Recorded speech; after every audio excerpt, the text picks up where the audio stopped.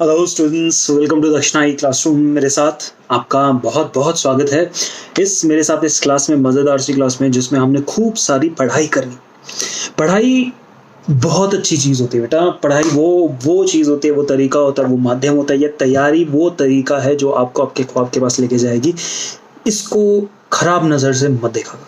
मैं चाहता हूँ कि तुम अपनी पढ़ाई के लिए खूब सारा एक्साइटेड रहो कि मतलब यार आज तो कर ही देना है। मतलब आय हाय, आज तो भाई सुबह उठेंगे और खींच देंगे। हम लोगों ने आज के लिए जो टारगेट बनाया ना, मतलब उस टारगेट को फोड़ देना। इस एटीट्यूड के साथ रहो, इस पूरे जोश जज्बे के साथ रहो। इतनी मस्त पढ़ाई होगी, मैं तुम्हें बता रहा हूँ, मजा आ जाए।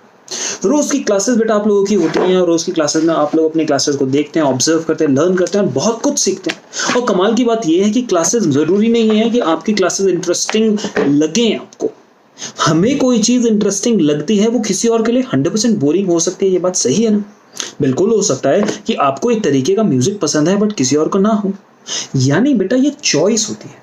हम लोग किसी चीज को पसंद करना सीखते हैं और ना पसंद करना भी सीख लेते हैं। Sometimes you start liking something and then all of sudden you stop liking something. Exactly ऐसा हो सकता है। यानी इंसान कोई भी चीज करे, उसको अपने आप को ट्रेन कर सकता है कि ये जो मैं चीज कर रहा हूं ये मैं पसंद भी कर सकता हूं, और मैं ऐसा भी खुद को ट्रेन कर सकता हूं कि ये वाली चीज मुझे नापसंद हो जाए। तो क्या हमें इस पढ़ाई को पसंद करना सीखना चाहिए, नापसंद? तो इसका जवाब मुझे लगता है आप लोगों के पास एक बखूबी, एक शानदार, एक मजेदार जवाब है। मुझे यहाँ तो फिल इन द ब्लैंक्स में ब्लैंक खाली छोड़ दूंगा, भरोगे तुम लोग। क्योंकि मुझे ऐसा लगता है पढ़ाई अगर करनी है, मुझे ऐसा लगता है कि अगर तुम्हें अपने गोल के पास पहुंचना है तो ये पढ़ाई करनी नहीं है कि यार शिट यार ओहो करनी पड़ेगी। नो, नहीं, ऐसे अगर अपने को गोल के पास पहुंचना है तो हम करेंगे। मन करेगा कि यार आज का मौका मिला, आज की अपॉर्चुनिटी मिली है, मतलब फोड़ देना। तो बेटा इस एटीट्यूड के साथ समझो, जानो और देखो कि दुनिया आपको क्या क्या मौका दे रही है। आज के वक्त ने आपको क्या मौका दिया है, क्या पता ये मौका दोबारा मिले ना मिले। आज के दिन को एकदम सीज इट, एकदम पकड़ लेना, इस्तेमाल कर लेना। तो इसके साथ, इस एटीट्यूड के साथ, इस समझ के साथ आज की क्लास करते हैं शुरू, जिसमें हमने एनाटॉमी वाले लेक्चर के हम एनाटॉमी वाले लेक्चर को आगे बढ़ाएंगे। इस लेक्चर में बेटा क्या करना, देखो, डोर्सिवेंट्रल लीफ, डाइकोटिलेडनस लीफ। अभी तक क्या क्या पढ़ लिया? अभी तक आपने स्टेम पढ़ लिया, स्टेम मोनोकॉट डाइकॉट का सब स्टेम पढ़ लिया। यानी आपने stem, dicot monocot, root dicot monocot. हमने कहा था ना हमें 3 चीजें करनी है बेसिकली। एनाटॉमी अगर डाइकॉट मोनोकॉट प्लांट की देखनी है तो आपको रूट, स्टेम, लीफ, इन तीनों में देखने थे। तो रूट और स्टेम अपने पास डन। अब अपने को करना है लीफ अपना अगर यहाँ पे अगर हम कर लेते हैं तो हमें ना बहुत सारे क्वेश्चंस ऐसे सॉल्व हो जाएंगे जैसे एकदम मक्खन की तरह। ये लीव्स में बेटा थोड़ा सा बता देना चाहता हूँ, ध्यान से मेरी बात सुनिएगा। जब भी आप लीफ देखते हैं, जब भी ये लीफ के पास बेस्ड क्वेश्चंस आते हैं, तो ये दोनों डायग्राम्स आपको ना मस्त क्लियर होने चाहिए, मतलब 100% क्लियर होने चाहिए। ये दोनों डायग्राम्स अगर आपके दिमाग में छप गए हैं तो मतलब मैं कहूँगा कि स्वाद आ गया, मजा आ गया। ऐसा वाला पेपर, अगर पेपर में कोई क्वेश्चन आएगा तो इफेक्टिवली इस डायग्राम से आएगा। तो डायग्राम मस्त दिमाग में चिपका हुआ, छपा हुआ, एकदम समझा हुआ, सब कुछ क्लियर हो जाएगा। Bundle sheath, xylem, phloem, adaxial, palisade, air cavity, spongy, substomatal, abaxial, stoma. ये वर्ड्स का अगर मतलब तुम निकाल सकते हो तो मैं अगर सीधी सी बात तुम्हें बोलूँ ना, क्या क्या बता सकते हो? तो बंडल शीट वर्ड तुमने पढ़ा है? यस, अभी पढ़ा था। अभी मतलब लास्ट वाले लेक्चर में पढ़ा था ना, जब तुमने स्टेम पढ़ी है। उसमें स्टेम में बंडल यानी मस्कुलर बंडल के आसपास कवरिंग, बंडल शीट सेल्स, अपने जाइलम पढ़ा है, अपने फ्लोएम पढ़ा है, अपने अडैक्सियल, एबैक्सियल पढ़ा है। याद करो, लीफ में अडैक्सियल, ड फॉर डॉर्सल। कभी भी ड फॉर अडैक्सियल आता तो ड फॉर डॉर्सल आ जाता है। डन। इसको अपर सरफेस कहते हैं। क्या ऊपर वाला हिस्सा मिल रहा है? यस। पैलिसेड शायद ये वर्ड नहीं पढ़ा, बट मीजोफिल तो वर्ड पढ़ा है ना, यानी वो पैरेन्काइमा वाले सेल जिनके पास क्लोरोप्लास्ट होगा। ओके। एयर कैविटी, इसमें पढ़ने की जरूरत नहीं है, हवा के ट्रैप से हवा फंसी पड़ी है, एयर कैविटी कह दिया। मीजोफिल ठीक है, बट नाम जरा फोकस कर ले कि यार यहाँ पे पैलिसेड लिखा था, यहाँ पे स्पॉन्जी लिखा था, तो ये वाली बात अपन ने नहीं पढ़ी है। तो कोई बात नहीं, हम लोग कहेंगे कि हम इसको आज पढ़ लेंगे, अच्छे से कंप्लीट कर देंगे, तो अपने को ज्यादा टेंशन लेने वाली बात नहीं। सब स्टोमेटल कैविटी, वर्ड को समझो, याद नहीं करना है। ये एरिया स्टोमेटा है, तो स्टोमेटा से जस्ट नीचे स्टोमेटा से जस्ट नीचे कैविटी मिल रही है, तो नीचे मतलब सब स्टोमेटा के नीचे कैविटी। डन। नेक्स्ट अबैक्सियल यानी लोअर यानी वेंट्रल, ठीक है। और स्टोमा, तो स्टोमा बोलो स्टोमेटा बोलो, आपको आता है। नेक्स्ट मैं फोटो दिखा रहा हूँ, बोलूंगा फोटो में तो मैं सब कुछ आता है। देखो एडैक्सियल तुम्हें वर्ड आता है, जाइलम आता है, मेसोफिल आता है, सब स्टोमेटल कैविटी, अबैक्सियल, स्टोमा। तो ऐसा कुछ है जो तुम्हें नहीं आता है, सब आता है। तो आज के लेक्चर में बेटा अपने को करना क्या है, इस वाले लेक्चर में हम लोग पूरे के पूरे लीफ की एनसीईआरटी की line by line finish off करेंगे, एनसीईआरटी को लाइन टू लाइन कंप्लीट करेंगे, और उसके बाद अपन क्या करेंगे, हम लोग अपने नोट्स को फिनिश करेंगे, प्लस लीफ के अलावा कुछ इंट्रोडक्टरी, कुछ नए कैसे कंसेप्ट जो अक्सर बच्चों को अनक्लियर होते हैं, उन कंसेप्ट को फिनिश ऑफ करेंगे। आइसो बायलेटरल लीफ और डॉर्सीवेंट्रल लीफ। लीफ स्टार्ट करते हैं सबसे पहले डाइकॉट्स। हम बात करें डाइकॉट्स और मोनोकॉट्स की, तो डाइकॉट्स जो होते हैं बेटा उनकी लीफ का नाम दिया जाता है डॉर्सीवेंट्रल लीफ। क्या? डॉर्सीवेंट्रल। A vertical section of a dorsiventral leaf through the lamina shows three main parts. आपने लेमाइना को कट किया, वेन को कट कर दिया, तो आपको एग्जैक्टली इस तरीके से कुछ पार्ट्स मिले। एपिडर्मिस मिला, मेसोफिल सेल्स मिला, वस्कुलर सिस्टम मिला। अभी देखा ऊपर नीचे एपिडर्मिस, यहाँ पे वस्कुलर बंडल्स, और इसके बीच में ऐसे लगे हुए मेसोफिल सेल्स। ये सब देखा।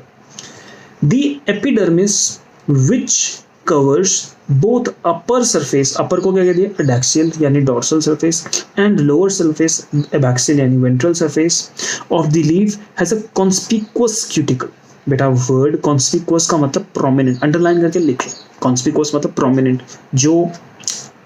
जो दिखता हो, या फिर जो मतलब विच इज ऑब्वियस, या फिर मुझे ऐसा कहते हैं कॉन्स्पिकुअस मतलब जिसको महसूस किया जा सके, जिसको देखने में पता लगाया जा सके। कोई चीज़ अगर इनकॉन्स्पिकुअस होगी तो वो इतनी छोटी होगी तो उसको देखना ज़रा, पहचानना या ढूंढना मुश्किल हो जाएगा। कॉन्स्पिकुअस यानी जिसकी जो बहुत ही एविडेंट हो, जो मतलब अपने आप अपने दिखे कि हाँ वो प्रेजेंट है, इसका मतलब होता है conspicuous. The abaxial epidermis generally bears more stomata than the adaxial epidermis। ये लाइन फिनिश, और इस लाइन के साथ साथ हमें डॉर्सीवेंट्रल बटा वर्ड समझ आता है।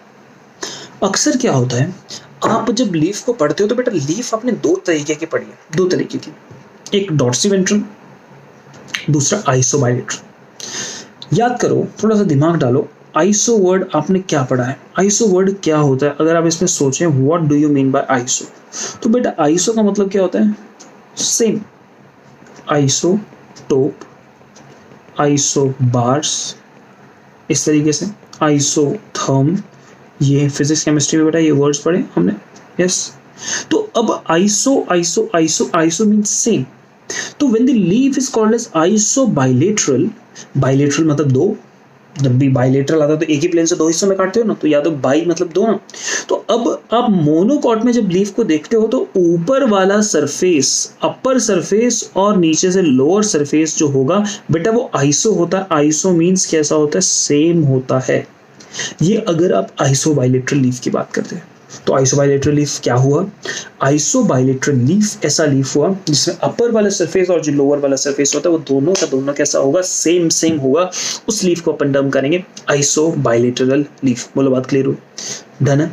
तो आइसोबायलेटरल लीफ क्लियर। तो अगर मैं किसी लीफ को आइसोबायलेटरल की जगह डॉर्सीवेंट्रल बोलता हूं तो कहने का मतलब क्या है, मैं अलग से बोल रहा हूं कि एक डॉर्सल सरफेस अलग होगा, एक वेंट्रल सरफेस अलग होगा।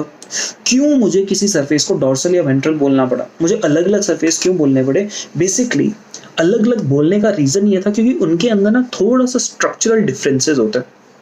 क्या स्ट्रक्चरल डिफरेंसेस होता है तो ध्यान से देखना। लोअर सरफेस को अबैक्सियल कहते हैं, मैं आपको याद करवा रहा हूँ। अपर सरफेस को एडैक्सियल कहते हैं, ये आपको बता दिया। तो मेरे पास पुत्र दो सरफेस है, लोअर एंड अपर सरफेस।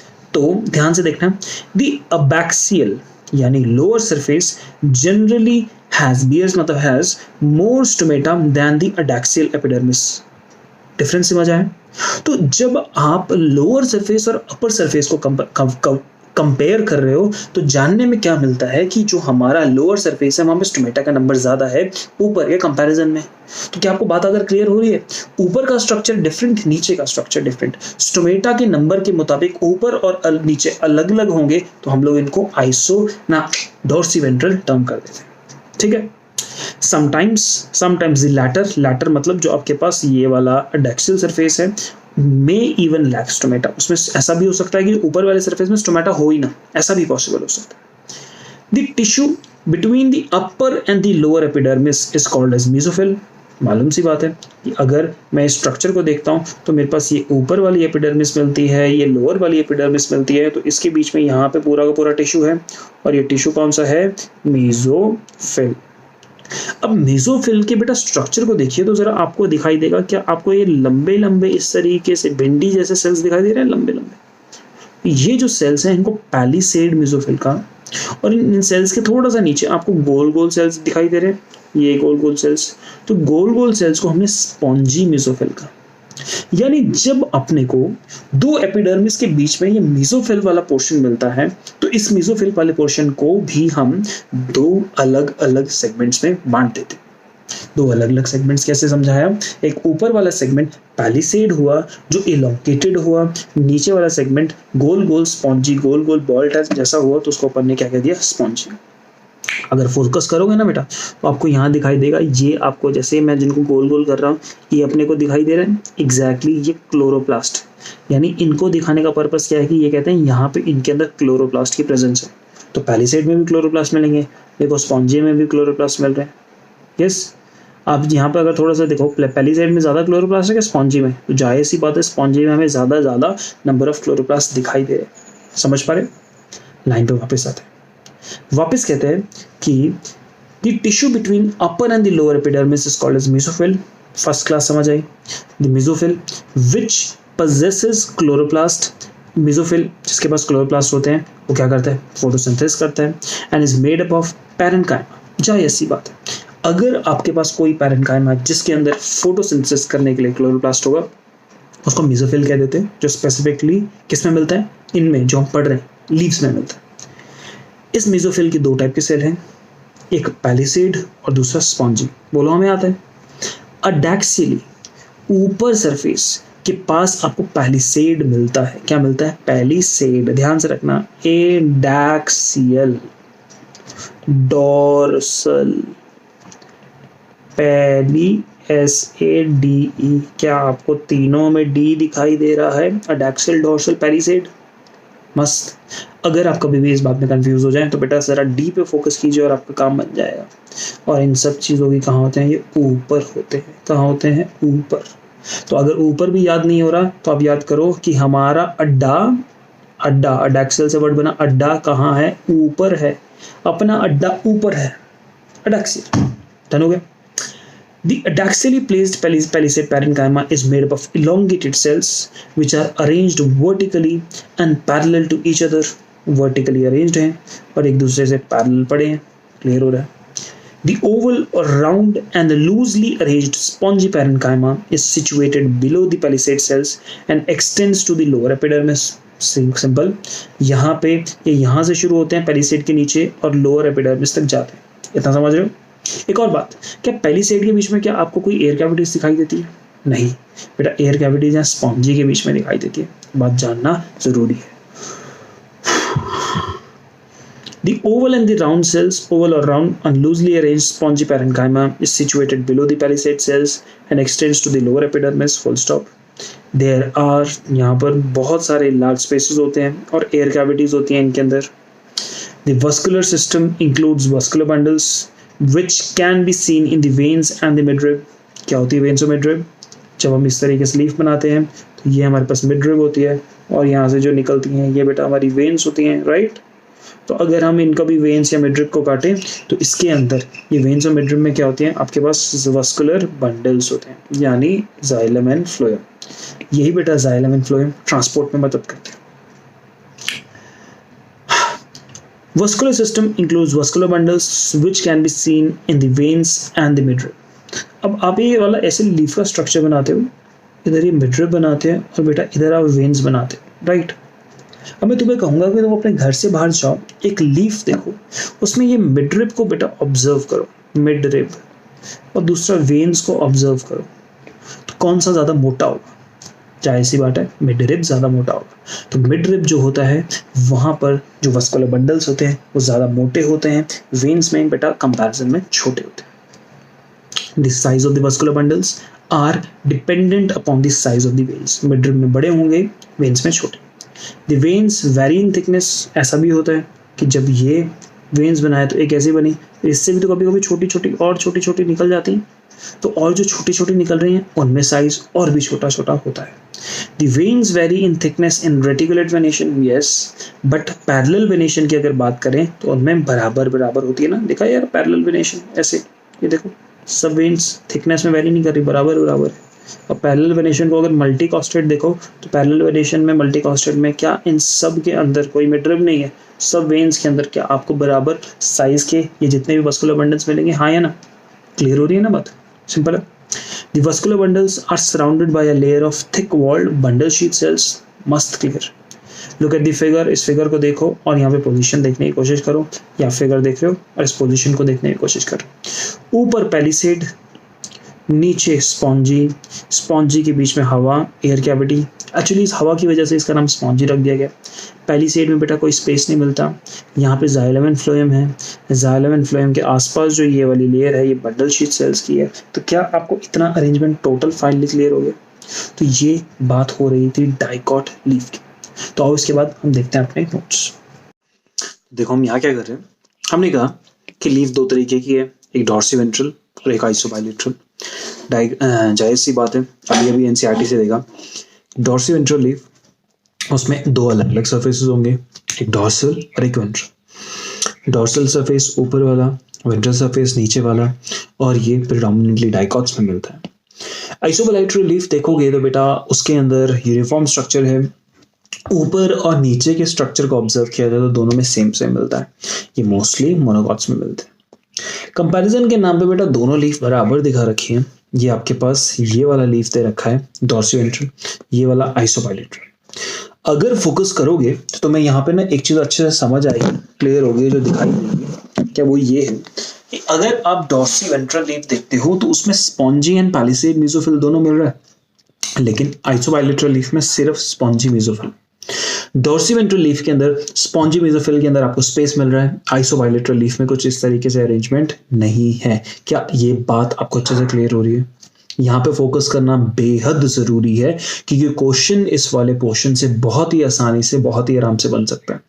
यानी स्ट्रक्चर के ऊपर बेस्ड क्वेश्चंस हैं. यानी अगर आपको क्वेश्चन सॉल्व करने हैं तो आपको कुछ नहीं करना है, सिर्फ आपको स्ट्रक्चर को ध्यान से ऑब्जर्व करना है और इसको दिमाग में डाल लेना है, क्योंकि क्वेश्चन तो यहीं से भैया आने वाले. इतनी वाली बात क्लियर हुई. अब हम क्या करते हैं, यहाँ पे एक जनरल सा बेसिक कंपैरिजन आपको डॉर्सिवेंट्रल एंड आइसोबाइलेटरल लीफ के बारे में दिया हुआ है. Perfect comparison, you don't need to read your NCERT, कुछ नहीं करना है, सिर्फ यहाँ देखो, आपको तो मतलब मजा आ जाएगा. ये वाला कंपैरिजन आप लोगों के लिए याद करने के लिए एक शॉर्ट फॉर्म दिया हुआ है. फोकस कीजिएगा, बड़ी सारी नई चीजें आप यहाँ देख रहे हैं. Epidermis, outer surface, upper surface, dorsal surface कहलाता है एडैक्सियल, और एडैक्सियल सरफेस पे क्यूटिकल की प्रेजेंस है. कहां पर है क्यूटिकल?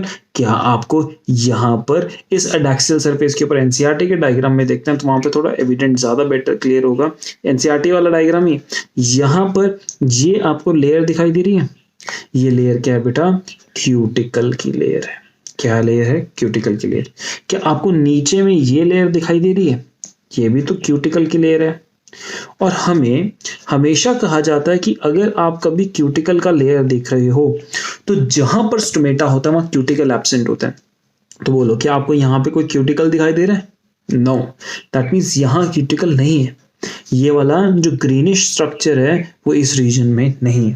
तो क्यूटिकल स्टोमेटा वाले रीजन से गायब होता है. तो यहाँ देखो ना, आप बात करते हो डॉर्सिवेंट्रल लीफ में एपिडर्मिस, आउटर, अपर, डॉर्सल, एडैक्सियल सरफेस, हम ये नाम देते हैं. क्यूटिकल से कवर्ड होता है, नाम देते हैं. Lower surface, inner, ventral, abaxial surface याद कर चुके हैं अब ये भी एनसीईआरटी में पढ़ के. और मालूम लगता है कि ऊपर के कंपैरिजन में लोअर वाले पे क्या होता है? स्टोमेटा का नंबर ज्यादा होता है. इनफैक्ट कई बार हमें स्टडी और करने पे और देखने में मालूम लगता है कि लोअर सरफेस पे तो बेटा कभी कभी स्टोमेटा होते हैं, ऊपर पे तो सम टाइम स्टोमेटा होते ही नहीं. समझ पा रहे हो वाली बात? क्लियर. तो यहां पे जरा ध्यान रखना, स्टोमेटा की प्रेजेंस है. नाम दे रहा हूं हाइपोस्टोमैटिक, एम्फीस्टोमैटिक, और जरा ध्यान से मेरी बात समझ लीजिएगा.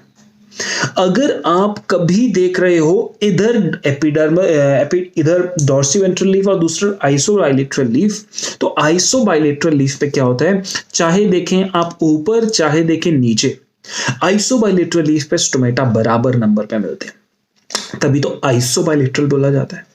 तो आइसोबाइलेटरल में अगर बराबर नंबर का स्टोमेटा है तो नाम उसके लिए हम लोग यूज करेंगे एम्फीस्टोमैटिक। क्या नाम यूज करेंगे, एम्फीस्टोमैटिक, क्योंकि दोनों एम्फी मतलब दो, तो दोनों सरफेस पे बराबर नंबर पे स्टोमेटा मिल रहा है। बट अगर आप देखते हैं ये वाली लीफ, यहां पे इसको हाइपोस्टोमैटिक बोलते हैं, क्योंकि जो नीचे दिखने वाला लोअर सरफेस है, हाइपो वाला सरफेस है, वहां पे स्टोमा मिलता है, स्टोमेटा मिलता है, ऊपर वाले सरफेस पे स्टोमेटा नहीं मिलता। आपको बात क्लियर हो रही है? हाइपोस्टोमैटिक क्यों बोला? Because lower surface contains the stomata और contains higher number of stomata as compare to the upper surface. बोलो बात मक्खन की तरह क्लियर हुई? सिंपल था ये वाली बात। नेक्स्ट मीजोफिल की बात करते हैं डॉर्सिवेंट्रल लीफ में। ये ध्यान से देखते रहना, आपको बहुत अच्छे से क्लियर होता जाएगा। मीजोफिल को ऑब्जर्व कर रहे हो, पैरेन्काइमा के सेल्स हैं जिसके अंदर अगर किसी पैरेन्काइमा में क्लोरोप्लास्ट मिलता है, इफेक्टिवली पैरेन्काइमा वाला यानी क्लोरोप्लास्ट वाला पैरेन्काइमा मीजोफिल कहलाता है। हाई इंटरसेल्युलर स्पेसेस होते हैं इसमें, यस। जब हम स्पॉन्जी को देखते हैं तो बहुत सारे इंटरसेल्युलर स्पेसेस मिलते हैं। मीजोफिल सेल डॉर्सिवेंट्रल में दो टाइप का, पैलिसेड, स्पॉन्जी आता है। पैलिसेड के नाम elongated, compact, rich in chloroplast, सीधी सी बात। स्पॉन्जी में देखिए, स्पॉन्जी के अंदर राउंड, हाई इंटरसेल्युलर स्पेस, यहाँ पे क्लोरोप्लास्ट का नंबर थोड़ा कम होता है, लेस डेवलप्ड होता है। ये बात बेटा थोड़े इस डायग्राम से उल्टी रहती है। यहाँ पे हमें देखने में लगता है कि स्पॉन्जी में क्लोरोप्लास्ट का नंबर ज्यादा है, बट पैलिसेड के अंदर क्लोरोप्लास्ट बाय फैक्ट अपने को याद रखना है। मैं आपको थोड़ी देर पहले दिखाया था कि स्पॉन्जी में क्लोरोप्लास्ट का नंबर गिनती से ज्यादा लग रहा है, वहां पे नंबर ज्यादा लग रहा था ना। एग्जैक्टली मैं आप फोकस करवाना चाह रहा था कि अगर आप क्वेश्चन पढ़ोगे, अगर कभी कंसेप्ट आएगा, कभी कहीं से भी क्वेश्चन आता है, तो ये उल्टा होगा। तो अब आपको यहां पे एक बात रखनी है याद, पैलिसेड मीजोफिल के अंदर क्लोरोप्लास्ट का स्ट्रक्चर बेहतर तरीके से डेवलप्ड होता है, अमाउंट भी ज्यादा होता है as compare to the spongy. Done, clear हुई बात। Next vascular strand, vascular system present है, वेन्स के अंदर होता है, ये बात हमें समझ आती है। कॉन्जॉइंट कोलैटरल अरेंजमेंट, क्या यही अरेंजमेंट स्टेम में भी मिली? यस, रेडियल अरेंजमेंट मिलती है when you look at the case of the roots, but when you look at the case of the stems and the leaves, तो पेवर्स अरेंजमेंट कॉन्जॉइंट एंड कोलैटरल। और phloem and xylem, इन दोनों की position तो मैं बोलूंगा कि आंख बंद करो, कुछ मर्जी, मतलब कुछ भी करो, ये याद होना चाहिए। फ्लोएम एंड ये अपने पास फ्लोएम एंड जाइलम। फ्लोएम बेटा लोअर सरफेस की तरफ मिलेगा, यानी अबैक्सियल सरफेस की तरफ फ्लोएम मिलेगा। जाइलम किस तरफ मिलेगा? अपर और अडैक्सियल सरफेस की तरफ मिलेगा। ये आपको याद करना जरूरत है। कैसे याद करेंगे? पी फॉर पापा, और पापा को अब्बा भी कहते हैं। P for phloem is equal to पापा इज इक्वल टू अब्बा, और अब्बा मतलब अबैक्सियल। इतना वाला अगर आपको बात क्लियर हो गई तो आप कभी भी नहीं भूलोगे, जो फ्लोएम होगा वो लोअर तरफ होगा और जो जाइलम होगा वो ऊपर वाली तरफ होगा। ये हम किसकी बात कर रहे थे? ये हम वस्कुलर स्ट्रैंड की बात करते हैं। समझ आया ना? सिंपल है। नेक्स्ट देखेंगे आइसोबाइलेटरल लीफ। आइसोबाइलेटरल लीफ मोनोकॉट्स में मिलती है। मोनोकॉट्स को इफेक्टिवली बेटा ऑब्जर्व करते हैं तो यहाँ पे आपके पास क्या है? Monocots epidermis have motor cells और बुलिफॉर्म सेल्स। क्या मैं समझा चुका हूं? यस, मोटर सेल्स और बुलिफॉर्म सेल्स नॉर्मली कुछ ज्यादा एनलार्ज क्या होते हैं? एपिडर्मल सेल्स होते हैं, जो नॉर्मली खाली होते हैं, ये एम्प्टी होते हैं, but they can get filled with water, और वाटर की फिलिंग के साथ ये opening and closing of leaf में कर देते हैं। बेसिकली कहां मिल सकते हैं? They are very commonly found in grasses के अंदर।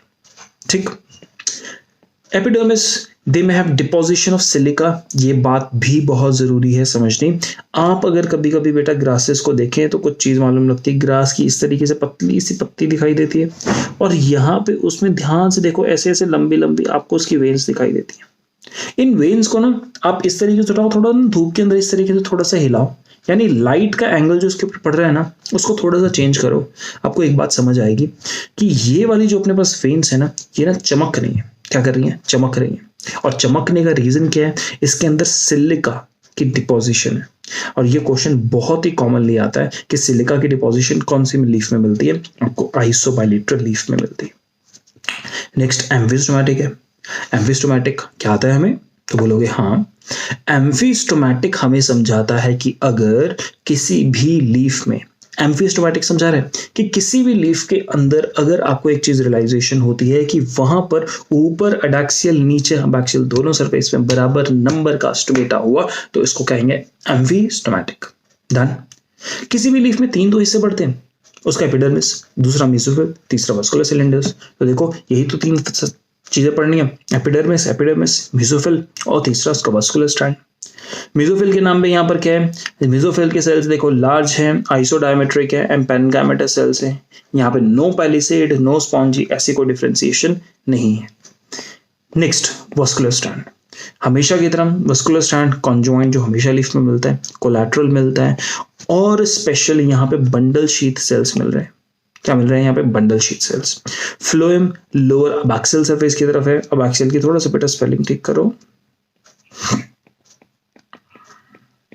And xylem upper surface adaxial surface. ठीक है, यहां पे ना एक वर्ड आता है क्रैन्स एनाटॉमी, और जरा इस क्रैन्स एनाटॉमी को हम अच्छे से समझते हैं।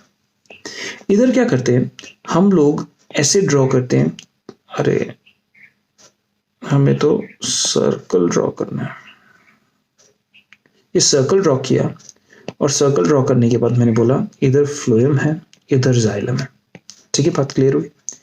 फ्लोएम जाइलम को देखते हैं, तो फ्लोएम जाइलम के आसपास हम ऐसे ढूंढेंगे, ध्यान से देखेंगे तो फ्लोएम और जाइलम के आसपास अपने को इस तरीके से बंडल शीथ सेल्स मिलेंगे। क्या मिलेंगे, बंडल शीथ सेल्स।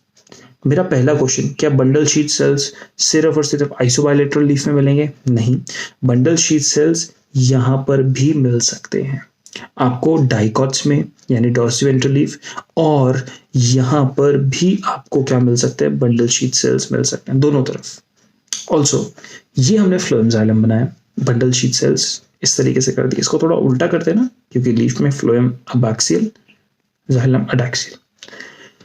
अगर आप मेज की बात करते हो, किसकी, मेज की, तो मेज में हमें क्या देखने को मिलता है कि ये हमें दिखाई दिया बंडल शीथ सेल्स। तो मेज में क्या होता है, बंडल शीथ सेल्स के अलावा यहां पे जो मीजोफिल सेल्स होते हैं ना, वो mesophyll cells bundle sheath sales के आसपास इस तरीके से पड़े रहेंगे, ऐसे पड़े रहेंगे। यानी लीफ आपने काटी, और लीफ काटने के बाद आपको एक चीज रियलाइज हुआ कि जो हमारे मीजोफिल सेल्स हैं वो इस जाइलम फ्लोएम बंडल के आसपास कंसेंट्रिक फॉर्म के अंदर, किस फॉर्म के अंदर, कंसेंट्रिक फॉर्म के अंदर अरेंज्ड है। कैसे, आप जैसे यहां पर इफेक्टिवली देख रहे हो, ये जो लाइट ब्लू से बना रहा हूं बेटा, ये कौन से सेल्स हैं, इनको आप कह सकते हो कि ये वाले सेल्स है मीजोफिल सेल्स। तो ये हैं मीजोफिल सेल्स, और मीजोफिल सेल्स की अगर गोल गोल अरेंजमेंट आपको बंडल शीथ सेल्स के आसपास मिल रही है, तो अगर लीफ में आप इस तरीके से देख रहे हो कि ये हमारे पास एपिडर्मिस हुई, तो एपिडर्मिस में मेसोफिल सेल्स यहाँ पे नॉर्मल इस तरीके से जैसे नॉर्मली पड़े हैं, लेकिन बहुत सारे मेसोफिल सेल्स इसके आसपास अगर आप ऑब्जर्व करेंगे तो ऐसी सर्कुलर अरेंजमेंट के अंदर आपको दिख रहा है, यहाँ पे एक सर्कुलर रफ सा सर्कुलर अरेंजमेंट ऐसे मिल जाते हैं। तो ऐसी चीज को, इस मैनर को, इस सर्कुलर अरेंजमेंट को हम कहते हैं क्रांज एनाटॉमी। क्या कहते हैं? क्रांज एनाटॉमी। यहाँ पे वर्ड क्रांज का मतलब क्या होता है? क्रांज मीन्स सर्कुलर। क्या ये वाली बात क्लियर हुई? तो ये देखने को मिलता है इफेक्टिवली मेज के अंदर। क्रांज एनाटॉमी बेटा फाइनली डन। अगर ये वाला पोर्शन कंप्लीट हुआ दैट मीन्स अब आपको लीफ को लेके जितनी भी बातें थी वो क्लियर हो गई हैं। जल्दी से एक बार क्या करते हैं, लीफ की हम आइसोबाइलेटरल लीफ की सारी स्टडी कर लेते हैं, इनको एनसीईआरटी से फिनिश ऑफ कर देते हैं वंस एंड फॉर ऑल। मतलब हमारे दिमाग से रिस्पॉन्सिबिलिटी एक फिनिश हो जाएगी। देखो मैं टेंशन नहीं बोलता हूँ क्योंकि पढ़ाई टेंशन नहीं, रिस्पॉन्सिबिलिटी है। रिस्पॉन्सिबिलिटी हमारे कंधे पे अपना खुद का फ्यूचर बनाने की। इसको करते हैं। The anatomy of isobilateral leaf is same to that of dorsiventral leaf काफी तरीकों से। मोनोकॉट डाइकॉट की लीफ काफी हद तक एक दूसरे से मिलती है। It shows the following differences. अगर ध्यान से देखें तो कुछ डिफरेंसेस हैं। पहली बात, एक आइसोबाइलेटरल लीफ में स्टोमेटा ऊपर और नीचे दोनों सरफेस पे हैं एंड मीजोफिल को पैलिसेड एंड स्पॉन्जी में डिफरेंशिएट नहीं किया गया। इतना आता था, हमें पढ़ लिया। ग्रासेस के अंदर कुछ अडैक्सियल एपिडर्मल सेल्स ऊपर वाले सरफेस के along with the veins modify themselves। अगर आप ऊपर वाले एपिडर्मल सेल्स देख रहे हो, यहाँ पे वेन्स के साथ ये सेल्स मॉडिफाई हो जाते हैं और बड़े हो जाते हैं into large empty colourless cells. और ये 3 वर्ड्स पे बहुत ही अच्छे से क्वेश्चन बनाया जाता है। These are called as bulliform cells। आता है हमें, when bulliform cells in the leaves have absorbed water they are turgid। Turgid यानी वो एकदम भर जाएंगे पानी से। टर्जिड मतलब अगर कोई चीज पानी से भर गई तो समझ लो वो टर्जिड। अगर कोई सेल के अंदर आपने पानी भर दिया तो मतलब वो सेल कैसा है, टर्जिड है। तो इनके अंदर पानी भर जाते हैं और ये टर्जिड हो जाते हैं और लीफ एक्सपोज हो जाती है। यानी सेल्स इस तरीके से, लीफ रोल है, पानी भर दिया तो लीफ इस तरीके से खुल जाएगी। यानी समझ गए, यानी अगर टर्जिड होगा तो लीफ सरफेस एक्सपोज होगा, यानी लीफ अनरोल हो जाएगी, लीफ खुल जाएगी। when they are flaccid यानी उनके अंदर जब पानी नहीं होता है ड्यू टू वाटर स्ट्रेस, पानी की कमी की वजह से, जब उन बुलिफॉर्म यानी मोटे सेल्स में पानी नहीं है तो लीफ इस तरीके से कर्ल डाउन करेगी। क्यों? याद करो, पढ़ाया था ना। बुलिफॉर्म सेल्स की प्रेजेंस मदद करती है ट्रांसपिरेशन लॉसेस को रोकने के लिए। लीफ ऐसे अगर कर्ल कर चुकी है तो बेटा stomata is not expose to the air. यहाँ पे इनके बीच में जिस रीजन में स्टोमेटा होगा वैसे बंद हो गया, उससे फायदा क्या होगा, ट्रांसपिरेशन लॉसेस नहीं होंगे। तो जब पानी का स्ट्रेस यानी पानी की कमी है तो बुलिफॉर्म सेल्स में से पानी बाहर निकाल दिया जाता है और लीफ कर्ल कर जाती है और water loss through transpiration minimise हो जाता है। ठीक है। पैरेलल वेरिएशन में सब वेन्स का वस्कुलर बंडल्स का साइज ऑलमोस्ट बराबर होता है, ये हमें मालूम लगता है when you look at the case of parallel variation. तो ये वाली बात करी और पूरा का पूरा हमने ये वाला पोर्शन समझा डाला। क्लियर हो? कहने को तो नेक्स्ट कंसेप्ट बेटा अपना सेकेंडरी ग्रोथ का शुरू होता है। तो आइडिया तो मैं बेसिक दे चुका हूं कि सेकेंडरी ग्रोथ क्या होता है। हम समझाते हैं सेकेंडरी ग्रोथ एक ऐसी ग्रोथ है जहां पे प्लांट क्या कर रहा है, अपनी गर्थ इंप्रूव कर रहा है। क्या इंप्रूव कर रहा है? गर्थ यानी मोटाई बढ़ा रहा है। ये बात सही है ना? यानी सेकेंडरी ग्रोथ के दौरान प्लांट अपनी गर्थ यानी अपनी मोटाई बढ़ा रहा है। ये वाली बात क्लियर है। अब लेकिन मैं तुम्हें अभी सेकेंडरी ग्रोथ नहीं पढ़ाऊंगा, मैं तुम्हें पढ़ाने वाला हूं थोड़ा सा आगे जाके कुछ पोर्शन, जिस पोर्शन के अंदर आपके पास एक पैराग्राफ आता है spring would and autumn would और दूसरा हार्टवुड एंड सैपवुड। बेटा ये 2 पोर्शंस हैं, इन पोर्शन को हम सबसे पहले पढ़ेंगे और फिर हम कहेंगे कि चलो ये वाला अगर अपने पोर्शन क्लियर हो गए, फिर इन दोनों पोर्शन करने के बाद सेकेंडरी ग्रोथ को हम नेक्स्ट वाले लेक्चर में देखेंगे। ठीक है। सबसे पहले बेटा ये वाला पोर्शन पढ़ना है हार्टवुड एंड सैपवुड, और इस पोर्शन को पढ़ने के लिए मैं आपको ये वाली फोटो दिखाना चाहता हूं। आप ये वाली फोटो देखिए एक कटे हुए पेड़ की। जब आप एक कटा हुआ पेड़ इस तरीके से देखते हैं तो मालूम लगता है कि सेंटर में ये एक इलाका मिलता है और एक बाहर वाली साइड एक इलाका मिलता है। राइट, समझ आ रहा है? जो सेंटर में इलाका है, सबसे कोर में है, वो डार्कर है, वो डेंसर है। इस इलाके को हम लोग कहते हैं हार्टवुड। क्या कहते हैं? हार्टवुड। आप देखो यहां से लेकर यहां तक, अगर हम इस लाइंस को अगर हम फॉलो करेंगे तो कहते हैं यहां से लेकर यहां तक ये सारा का सारा पोर्शन वो हार्टवुड। इस रीजन को अपन ने हार्टवुड टर्म कर दिया। और अगर कहें कि सैपवुड क्या होगा, तो सैपवुड देखो ये सैपवुड जो होगा ये बाहर वाला इलाका, इस इलाके को अपन ने क्या टर्म कर दिया? सैपवुड। यानी लकड़ी को लिया, काटा और काटने के बाद यहां से यहां तक हार्टवुड, यहां से यहां तक सैपवुड। क्या है हार्टवुड, क्या है सैपवुड, इस बात को आओ मेरे साथ देखो, समझो, जानो।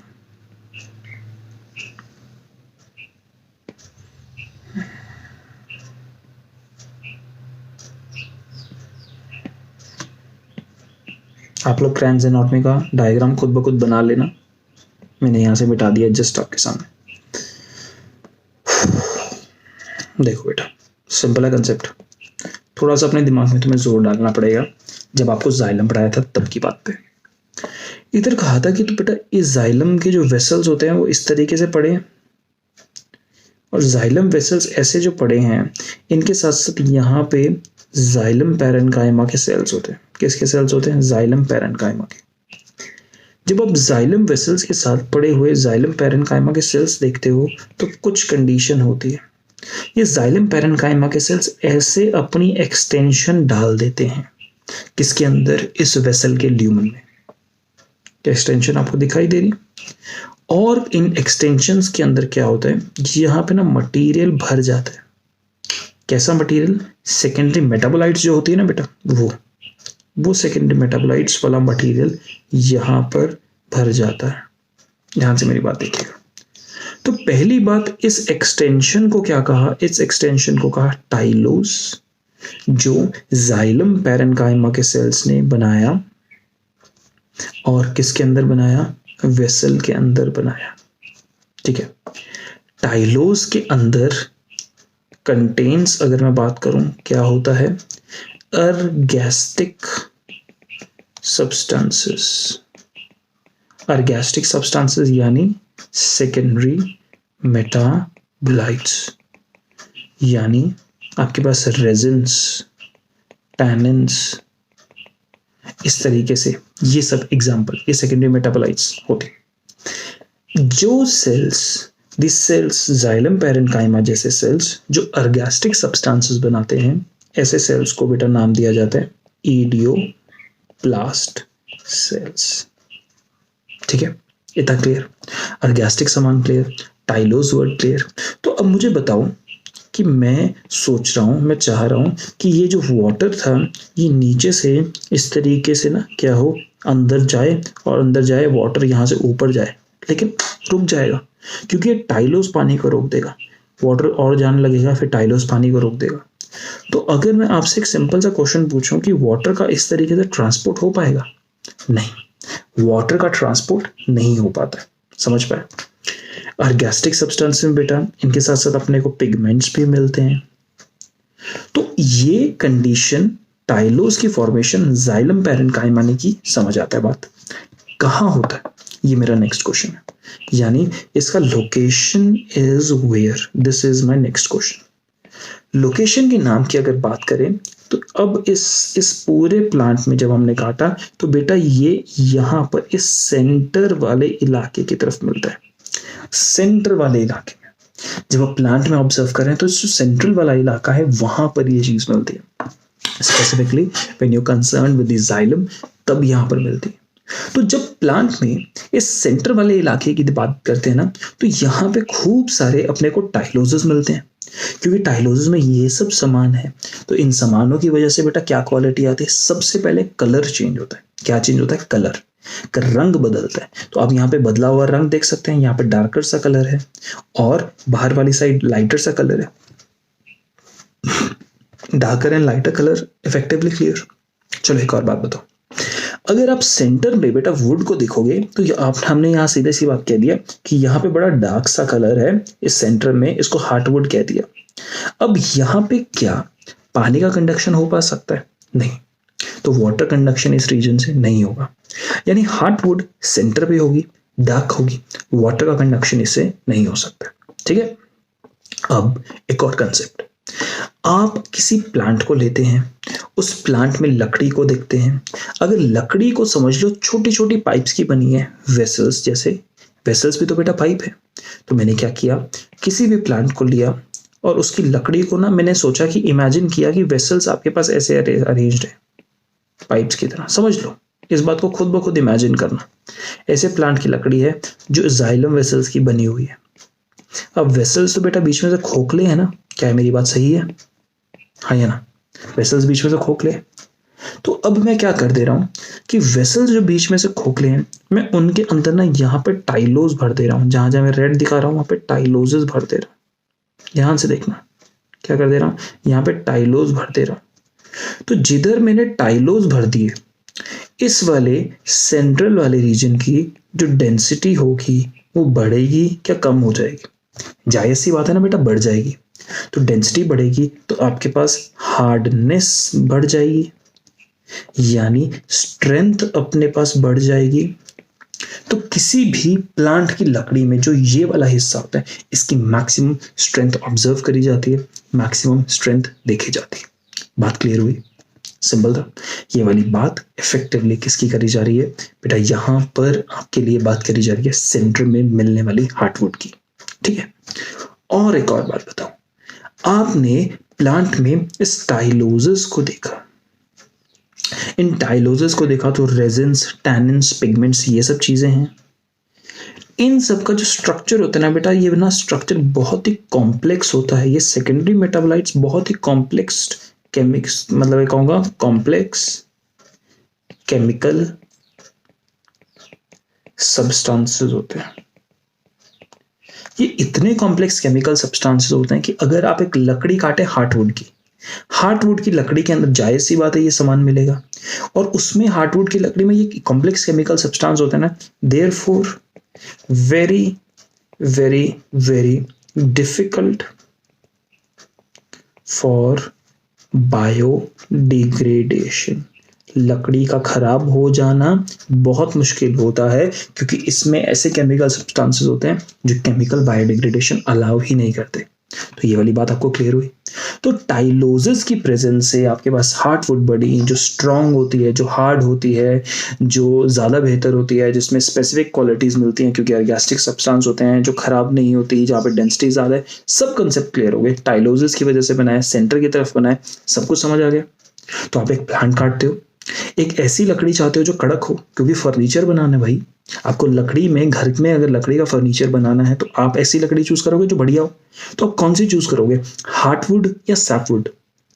आप चूज करोगे हार्टवुड क्योंकि वो बेहतर होती है। यहां पे बेटा अगर हम ये देखते हैं सैपवुड, तो ये आपके पास लकड़ी है जो क्या काम कर रही है, कंडक्शन जरूर कर रही है क्योंकि यहाँ पे टाइलोसिस नहीं बने। तो इस स्ट्रक्चर में अगर लकड़ी जो इफेक्टिवली काम कर रही है, जो कंडक्शन कर रही है, वो सैपवुड हुई, जो कंडक्शन नहीं कर रही वो हार्टवुड हुई। समझ गए? तो आपके पास किसी भी प्लांट में ये देखा जाता है। जैसे जैसे प्लांट की एज बढ़ती है तो हार्टवुड छोटा सा एकदम सेंटर से शुरू होता है और धीरे धीरे धीरे धीरे एक्सपैंड करने लगता है। यानी इस लाइन जो मैं बोल रहा हूं ये लिख लो, पेपर में आती है, मेरे बोलते बोलते साथ लिख लो। As there is growth in the plants the diameter of the heartwood increases as the plant undergoes into maturation and further growth. यानी during the growth of the plant, during the primary as well as the secondary growth, heartwood keeps on expanding. क्या मेरी बात clear हो गई? अगर हो गई तो एनसीईआरटी पढ़ो। अच्छा, एक और बात, हार्टवुड और सैपवुड को लेके बेटा दो वर्ड्स हैं। हार्टवुड ज्यादा ड्यूरेबल होती है, ड्यूरेमन नाम दिया गया। सैपवुड का नाम एल्बर्नम नाम दिया गया। ये इसका मतलब एग्जैक्टली ड्यूरेबल नहीं है, ये मैंने याद करने का तरीका बताया। ड्यूरा से ड्यूरेबल, ड्यूरेबल यानी जो ज्यादा लंबे टाइम चले क्योंकि उसकी क्वालिटी ज्यादा डेंस है हार्टवुड। इनका दो नाम ड्यूरेमन एंड एल्बर्नम, ये बहुत जरूरी है, ये आप नाम याद रखें। ठीक है, हार्टवुड एंड सैपवुड देखिए, in old trees greater part of secondary xylem is dark brown due to deposition of organic compounds like tannins, resins, oils, gums, aromatic substances and essential oils in the central or innermost layer of the stem। ये बात समझ आई? एक word नहीं समझ आया होगा, ये secondary xylem, ignore कर दो। अभी के लिए ये कह रहा हूं कि जब आप प्लांट्स में देखते हो जो सेंटर मोस्ट वाला रीजन होता है, उस रीजन के अंदर आपके पास इन सब चीजों की डिपोजिशन होती है और ये सब के सब चीजें क्या है, सेकेंडरी मेटाबोलाइट्स है। ठीक, these substances make it hard, more durable and resistant to attacks by microorganism and insects। इसलिए लकड़ी जल्दी जल्दी खराब भी नहीं होती, हार्ड होती है, ज्यादा कड़क और ज्यादा मजबूत होती है। This region comprises of dead elements with highly lignified walls and is called as heartwood। The heartwood does not conduct water but gives mechanical support to the stem। जाहिर सी बात है, समझ लिए। देखो, अगर आपका कंसेप्ट दिमाग में फुल है ना तो बेटा ये लाइन एनसीईआरटी की एकदम फर्स्ट क्लास तरीके से क्लियर होती है। The peripheral region of the xylem, यानी जो बाहरी तरफ मिलता है, is lighter in color, उसको क्या कहते हैं, सैपवुड। और sapwood is involve in conduction of water and minerals from root to leaf. बोलो, बात क्लियर हुई? तो अपने को heartwood and sapwood fundamentally effectively मस्त तरीके से क्या कंसेप्ट क्लियर हो गया। तो अपना हार्टवुड डन, अपना सैपवुड डन, यहाँ पे हमारी बात क्लियर होती है। नेक्स्ट पोर्शन ये है springwood and autumnwood. Springwood, autumnwood मैं अभी नहीं समझाऊंगा, जानबूझ के let's delay it and we'll study it after once we are done with this secondary growth. तो इसके लिए आज बेटा इसके साथ साथ हमारी क्लास फिनिश होती है। इस क्लास को फिनिश होने के साथ साथ हम उम्मीद करते हैं कि आपको मेरी पढ़ाई भी बहुत सारी बातें इफेक्टिवली क्लियर हो चुकी है। तो मन लगा के पढ़ते रहिए, खूब मेहनत करते रहिए, सब बढ़िया से होगा। आज के लिए बस भी टाइप में। तो thank you so much, stay blessed, study hard.